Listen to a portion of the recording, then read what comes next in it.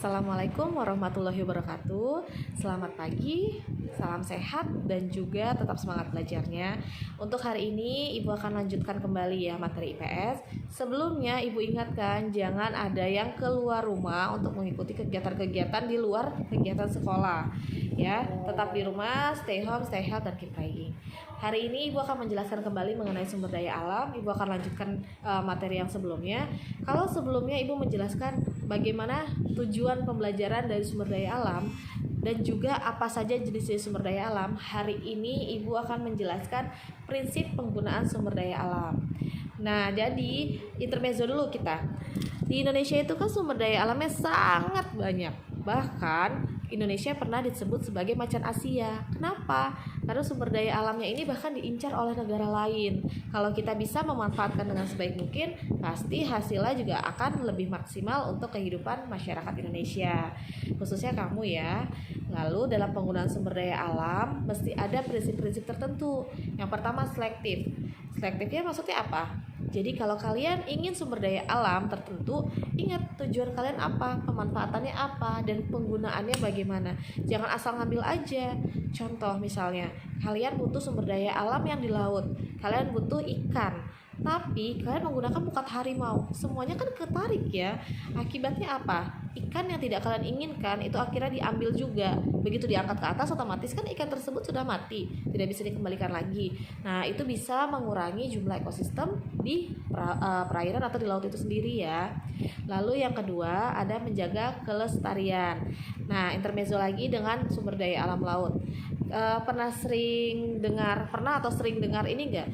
Menggunakan bom untuk mengambil hasil laut. Nah, itu sangat merusak ya. Kenapa? Bom itu bisa menghancurkan terumbu karang. Sedangkan terumbu karang itu adalah tempat untuk ikan dapat bertelur dan juga dapat membuat kembali generasi selanjutnya. Seandainya terumbu karangnya hancur, ikannya bisa bertelur di mana?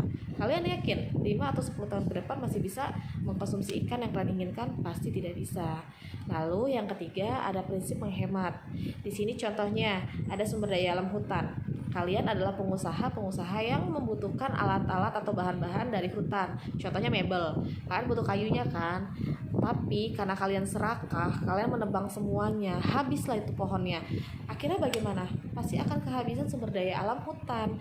Kalian tentunya akan kehabisan juga bahan baku untuk kebutuhan kalian di usaha kalian selanjutnya. Seperti itu ya. Lalu yang terakhir ada memperbaharui. Di sini kan Ibu sudah jelaskan ada 2 sumber daya alam, yaitu dapat diperbaharui dan tidak dapat diperbaharui. Bu, untuk sumber daya alam yang dapat diperbaharui gimana? Ya kalian jaga kelestariannya. Habis ngambil pohon, ditanam kembali tunasnya. Habis mengambil ikan, tentunya kalian tahu terumbu karangnya jangan dirusak agar bisa bertelur kembali ikannya. Terus yang tidak dapat diperbaharui, artinya kalian harus menggunakan alternatif seperti itu.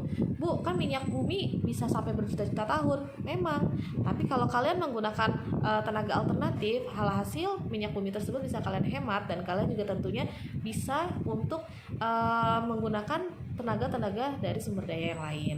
Seperti itu ya. Lalu dilanjutkan lagi. Nah, di sini setelah Ibu jelaskan mengenai sumber daya alam dan juga prinsip-prinsip penggunaannya, Ibu ingin kalian bisa melakukan presentasi berupa kata-kata atau kalimat-kalimat mengenai sumber daya alam. Di sini silakan cari artikel mengenai sumber daya alam. Lalu yang pertama, dengarkan baik-baik. Jelaskan hubungan antara sumber daya alam dengan pendapatan nasional. Lalu yang kedua, jelaskan kesulitan dalam pengelolaan sumber daya alam dalam bidang kehutanan maupun perikanan. Kalau ada kesulitan, lalu bagaimana solusinya? Itu ya.